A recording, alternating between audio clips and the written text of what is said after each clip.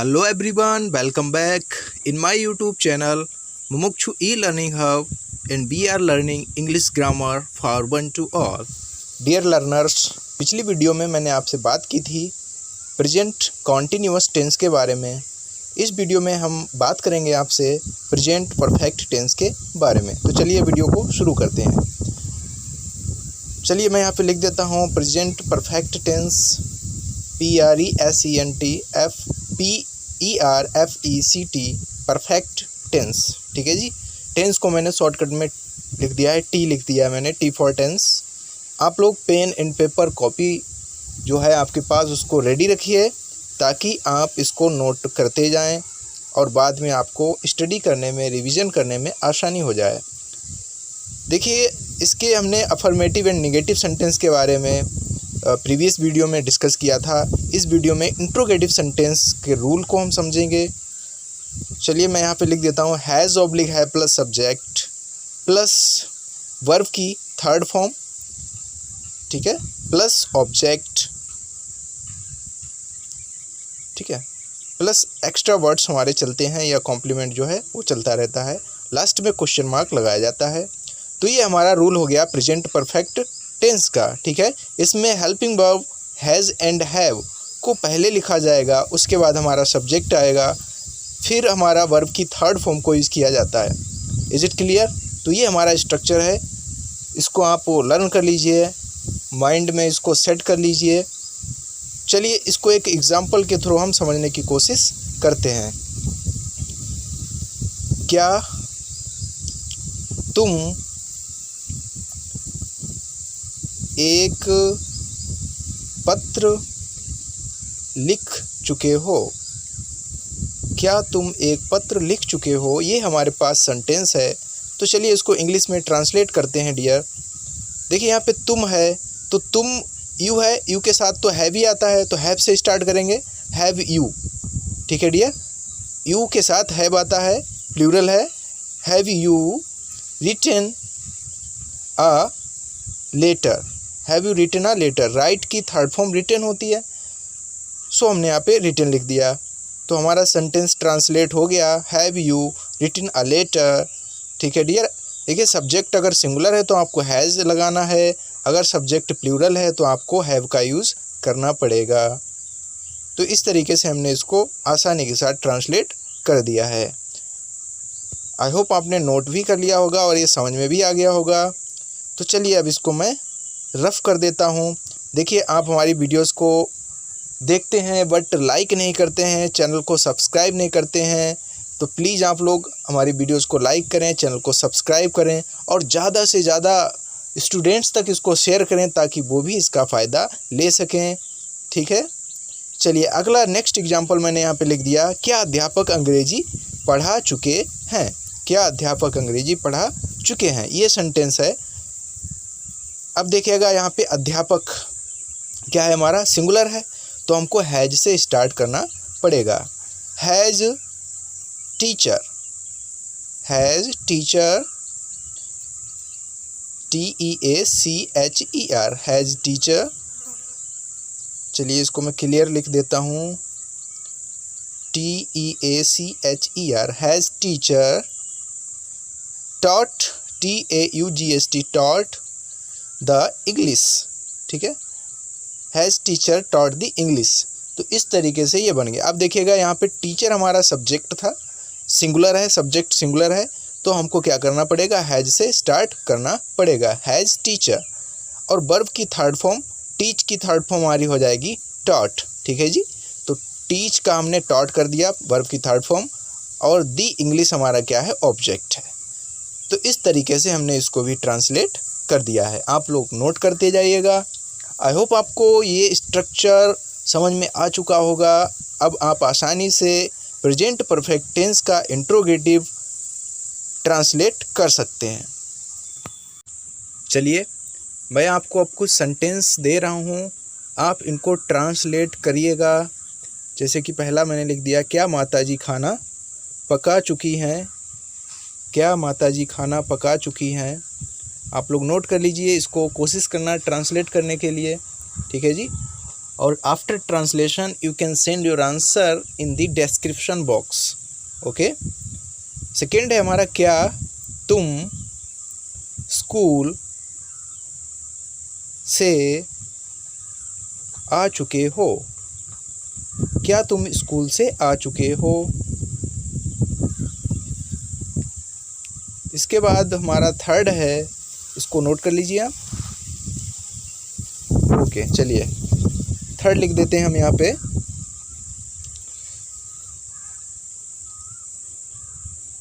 क्या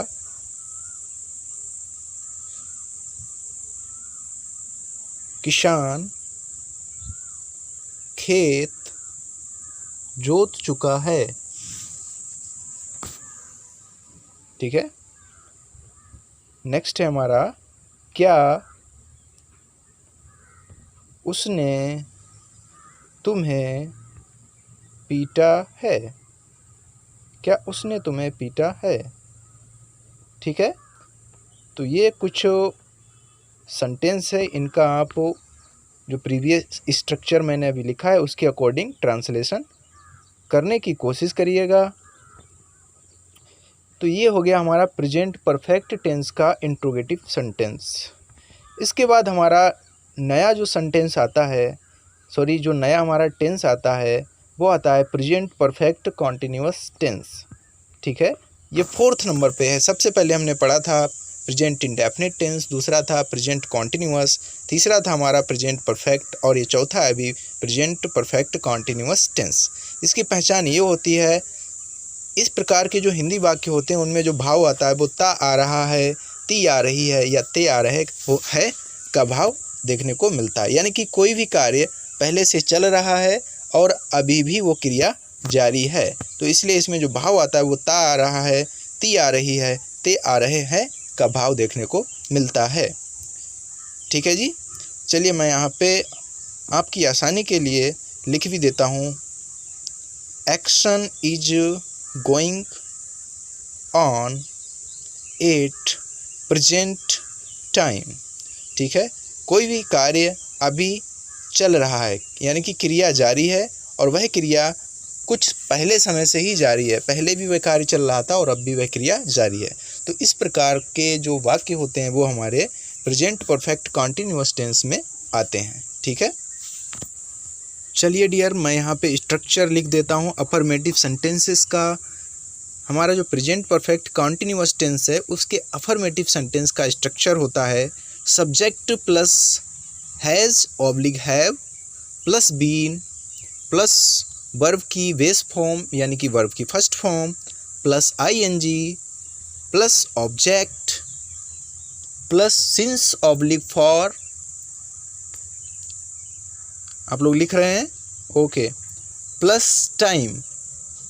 ठीक है। तो ये हमको स्ट्रक्चर जो है फॉलो करना होता है।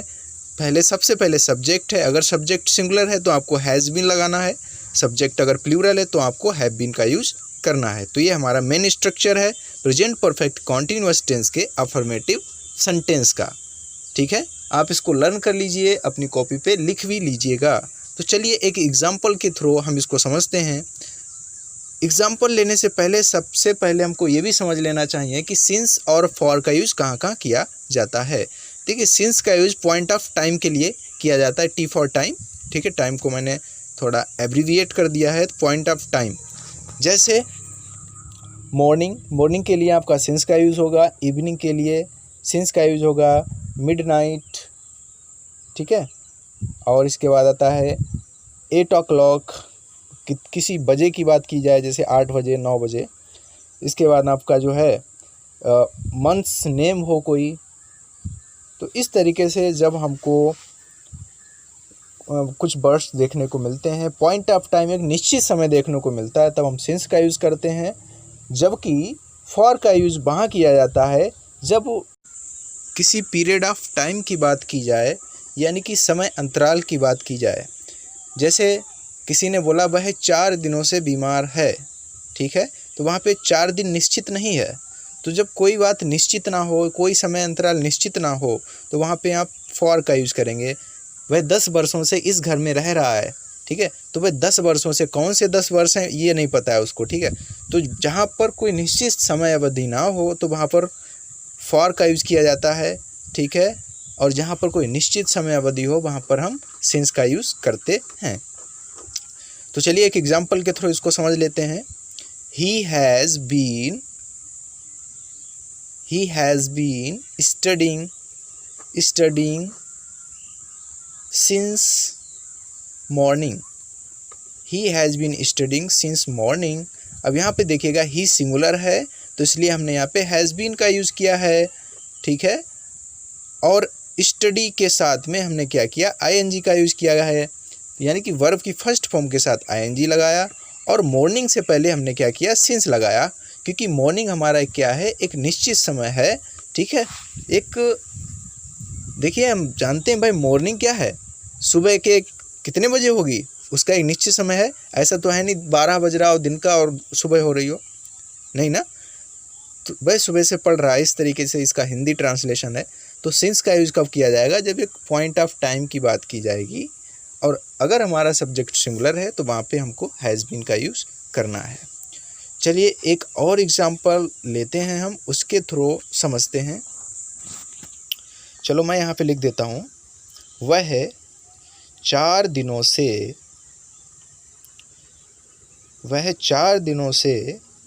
गृह कार्य कर रहा है। वह 4 दिनों से गृह कार्य कर रहा है। चलिए इसको ट्रांसलेट करते हैं। देखिए वह हमारा सब्जेक्ट है तो ही लिख दिया, ही हैज़ बीन, ठीक है। हैज़ बीन लगाएंगे क्योंकि ही हमारा सब्जेक्ट क्या है, सिंगुलर है। ही हैज़ बीन, ठीक है। ही हैज़ बीन वर्किंग नहीं लिखेंगे यहाँ पे, सॉरी, इसको रफ कर दीजिए। He has been doing homework for 4 days। He has been doing homework for 4 days। तो इस तरीके से ये हो गया, he has been doing homework for 4 days। अब यहाँ पे हमने फॉर का यूज़ लगाया, क्यों, क्योंकि 4 दिन कौन से हैं ये निश्चित नहीं है, ठीक है। 4 दिन कौन से हैं भाई, वीक के या मंथ के पहले 4 दिन है, कौन सी डेट के, कोई फिक्स नहीं है कौन से 4 दिन है, उसने ये डिनोट नहीं किया है। तो इसलिए हमने क्या किया, यहाँ पे फॉर का यूज़ किया है। तो he has been doing his homework for 4 days, इस तरीके से हमने ट्रांसलेट कर दिया। चलिए अब मैं कुछ होमवर्क में आपके लिए सेंटेंसेस दे देता हूँ, आप लोग इनको ट्रांसलेट करिएगा इसी स्ट्रक्चर को फॉलो करते हुए। मैं इस घर में 2 वर्षों से रह रहा हूँ। मैं इस घर में 2 वर्षों से रह रहा हूँ। तुम 1 महीने से किताब लिख रहे हो। तुम 1 महीने से किताब लिख रहे हो। चलिए और थोड़े लिख देता हूँ मैं, यहाँ पे 2 हो गए ना। ओके चलो आप 2 इसको कर लीजिए, 2 ही रखते हैं फिर। डियर लर्नर्स, आज के लिए इस वीडियो में बस इतना ही। फिर मिलते हैं नेक्स्ट वीडियो में, तब तक के लिए बाय बाय, टेक केयर।